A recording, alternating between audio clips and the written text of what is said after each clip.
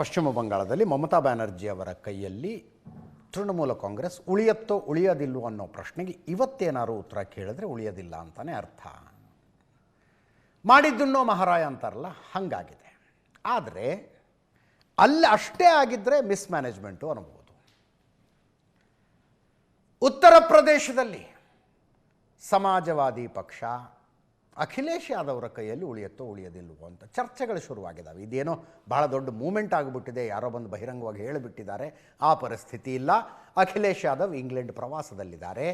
ಈ ಕಡೆ ಅವರ ಪಕ್ಷದ 25 ಸಂಸದರು, 55 MLAಗಳು BSP ಜೊತೆಗೆ ಟಚ್ನಲ್ಲಿದ್ದಾರಂತೆ. ಮಾಯಾವತಿ ಅವ್ರನ್ನ ಜಾಯ್ನ್ ಆಗ್ತಾರಂತವ್ರು. ಮೇಲ್ನೋಟಕ್ಕೆ ಮಾಯಾವತಿ ಅವರ ಜೊತೆಗೆ ಸಂಪರ್ಕದಲ್ಲಿದ್ದಾರೆ, BSP ಜಾಯ್ನ್ ಆಗ್ತಾರೆ ಅಂತ ಅನಿಸಿದ್ರು. ಇದರ ಲಾಭ ಆಗೋದು ಕೇಂದ್ರದಲ್ಲಿ NDAಗೆ. ಮಾಯಾವತಿ ನ್ಯಾಷನಲ್ ಇಶ್ಯೂಗಳು ಬಂದಾಗ NDA ಜೊತೆಗೆ ನಿಂತ್ಕೋತಾರೆ, BJP ನೇತೃತ್ವದ ಮೈತ್ರಿಯನ್ನು ಬೆಂಬಲಿಸ್ತಾರೆ. ಅಂದರೆ ಎಲ್ಲೋ ಒಂದು ಕಡೆ ನೀಟಾಗಿ ಗೇಮ್ ಪ್ಲಾನ್ ನಡೀತಿದೆ ಅಂತ ಅರ್ಥ ಇದರದಷ್ಟೇ. ಗೇಮ್ ಪ್ಲಾನ್ ನಡೀತಾ ಇದೆ. ಸರಿನಾ ತಪ್ಪ ಅನ್ನೋದು ನೀವು ಯಾವ ಕಡೆ ನಿಂತ್ಕೊಂಡು ನೋಡ್ತಾ ಇದ್ದೀರಿ ಅನ್ನೋದ್ರ ಮೇಲೆ ಡಿಪೆಂಡ್ ಅಷ್ಟೇ.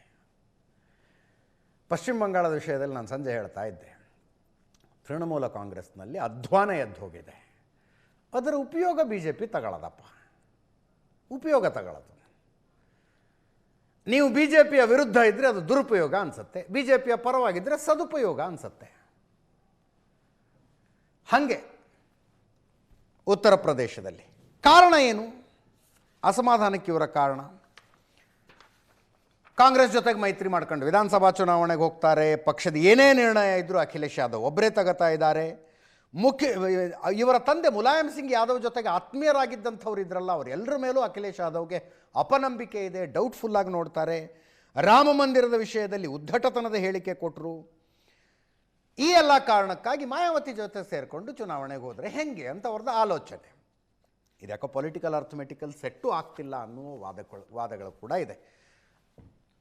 BSP ಜೊತೆಗೆ ಹೋದರೆ ಸಮಾಜವಾದಿ ಪಕ್ಷದ ಈ ಶಾಸಕರುಗಳಿಗೆ ಮುಂದಿನ ಚುನಾವಣೆ ಗೆಲ್ಲೋದು ಕಷ್ಟ ಆಗಬಹುದು ಅಂತ.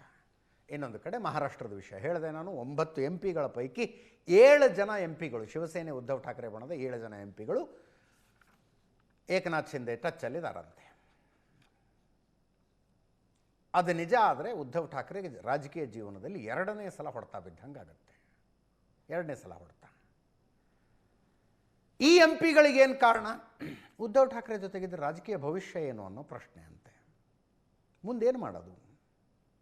ರಾಜ್ ಠಾಕ್ರೆ, ಉದ್ಧವ್ ಠಾಕ್ರೆ ಇಬ್ಬರೂ ಒಟ್ಟಿಗೆ ಬಂದು ಮುಂಬೈ ಮಹಾನಗರ ಪಾಲಿಕೆ ಚುನಾವಣೆಯನ್ನು ಎದುರಿಸಿದ್ರು ಮತ್ತು BJPನೇ ಗೆಲ್ಲಿಲ್ವಾ? ಹಾಗಿದ್ದಾಗ ಭವಿಷ್ಯ ಏನು? ಮುಂದೇನು ಮಾಡೋದು ಗೊತ್ತಾಗ್ತಾ ಇಲ್ಲ.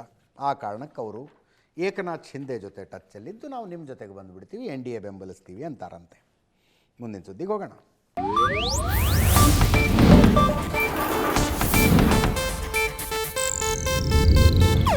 ಇದು ಏಷ್ಯಾನೆಟ್ ನ್ಯೂಸ್ ನೆಟ್ವರ್ಕ್ ಪ್ರಸ್ತುತಿ.